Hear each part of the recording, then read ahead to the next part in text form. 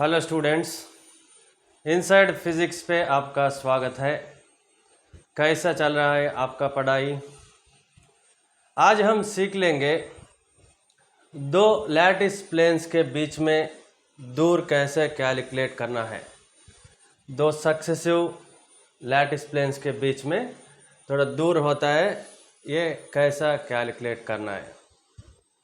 Today we are going to discuss about the distance between or separation between two successive lattice planes. We already discussed what is a lattice plane, and it is also called as a Bragg's plane when the diffraction pattern is followed according to Bragg's law. This is all discussed in the previous video.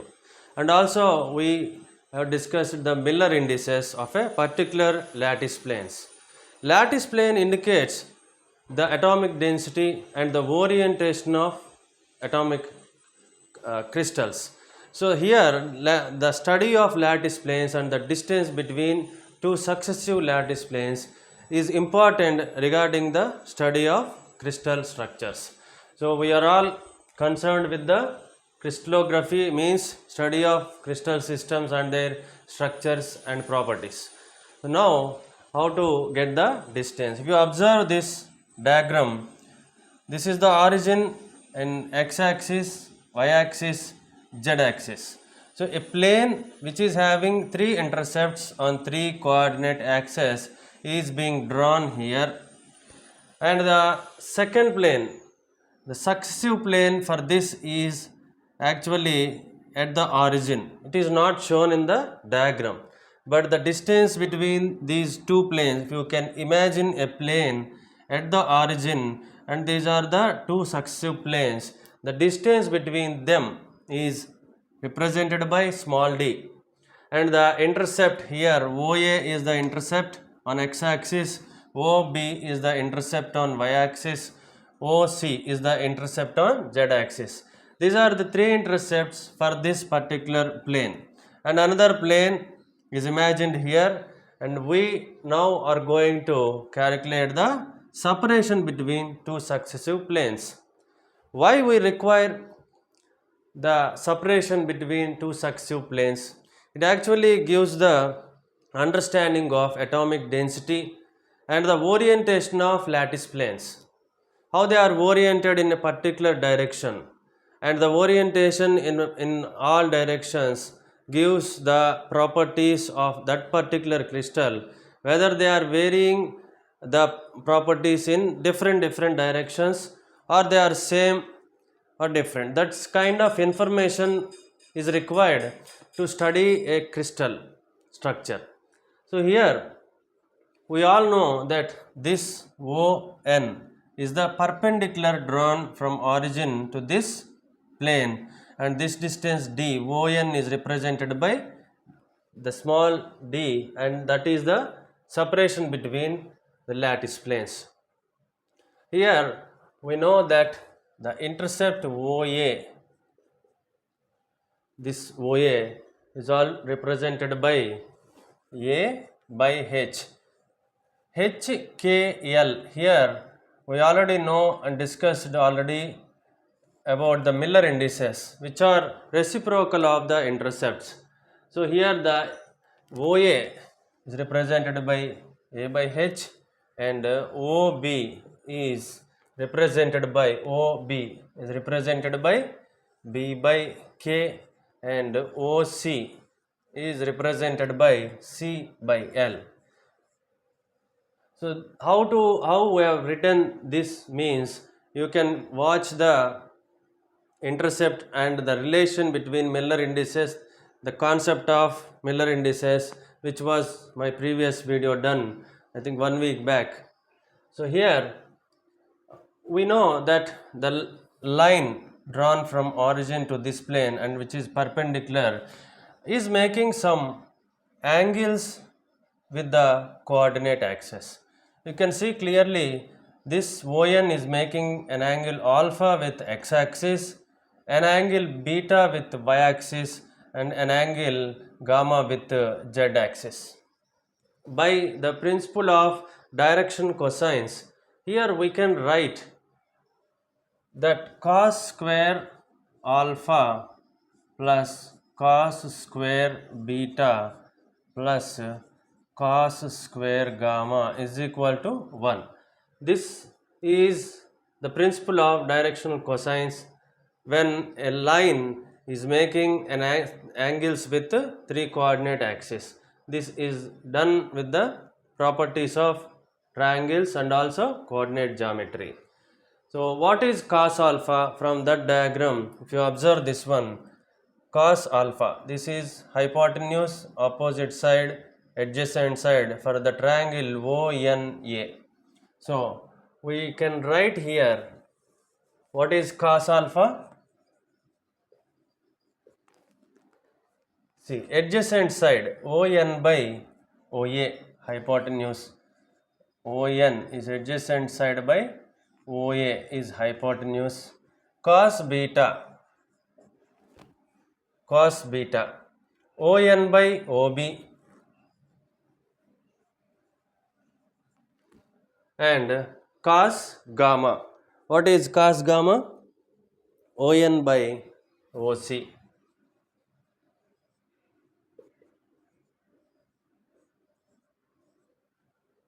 Okay. So here if you observe, ON is nothing but D, the interplanar spacing. OA, we have already written what is OA, OB, OC here. So we can substitute these values and taking ON as D and OA as A by H, OB as B by K, OC as C by L. Here this equation becomes ON by OA whole square plus ON by OB whole square plus ON by OC whole square is equal to 1, which is nothing but D square by, what is OA? A square by H square plus D square by, what is OB? B square by K square plus D square by C square by L square. So this can be again simplified as, take D square as a common factor and this whole term will be transforming like H square upon A square, K square upon B square, and plus L square upon C square is equal to 1. So now you can understand the steps. Now our aim is to calculate the interplanar spacing D. So if you take this term to the other side, what happens? This implies D square can be written as H square by A square plus K square by B square plus L square by C square. So to the power of minus 1. Okay, to the power of minus 1. So when you take the square root on both sides, LHS and RHS, what happens? I will write the next step here. Squaring on both sides will give this as H square by A square plus K square by B square plus L square upon C square. So this is nothing but minus 1 by 2. Squaring on both sides. Now we know that for a cubic unit cell, A is equal to B is equal to C. That means all sides are equal for a simple cubic unit cell. Here we are trying to get the separation between two successive planes for a simple cubic unit cell which is made up of the entire crystal. So here all the sides are equal means this equation can be written as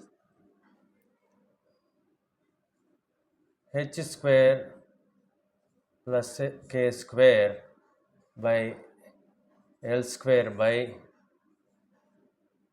A square. Okay, while taking A is equal to B is equal to C, this may become as minus 1 by 2. So next step, D is equal to, this inverse will be considering and the numerator will go to the denominator, and we can easily write the next step as h square plus k square plus L square. Okay, this is the relation for separation between any two successive planes in a crystal structure. Here we can write it as D in terms of DHKL, where HKL are Miller indices of that particular plane.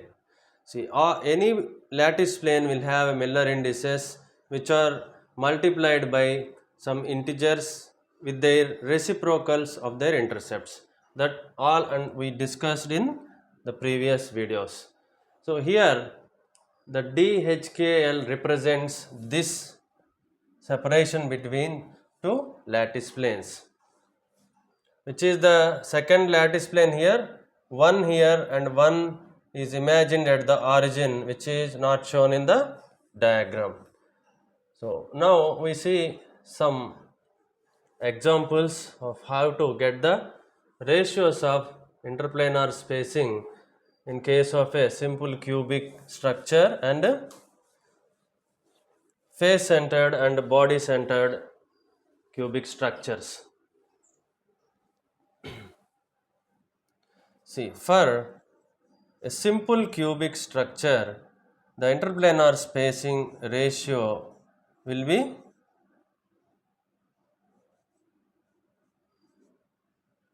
D100, means these are the Miller indices, is to D110 and D111. This is equal to 1 is to 1 by root 2 is to 1 by root 3. You can easily substitute these HKL values here in this relation, and you can get the ratios of their interplanar spacing between the successive planes when the planes are having the intercepts Miller indices of this kind. This is the ratio of that particular planes. For FCC, we can have the same Miller indices and the ratio will be 1 is to 1 by root 2 is to 2 by root 3. Okay, and for body centered cubic lattice, C, BCC, the ratio will become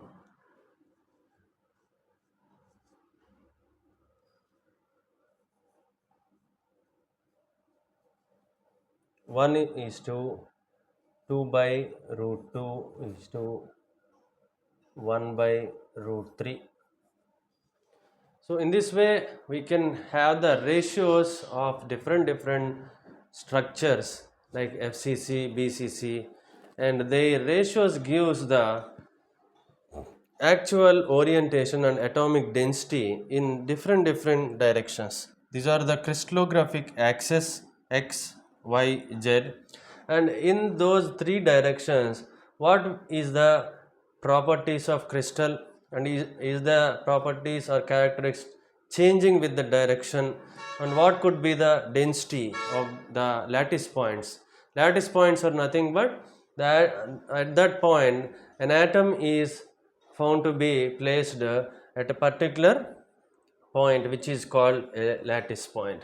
So this is how we can get the separation between two successive lattice planes. So in the next video we will continue with an interesting topic in crystallography. Thank you.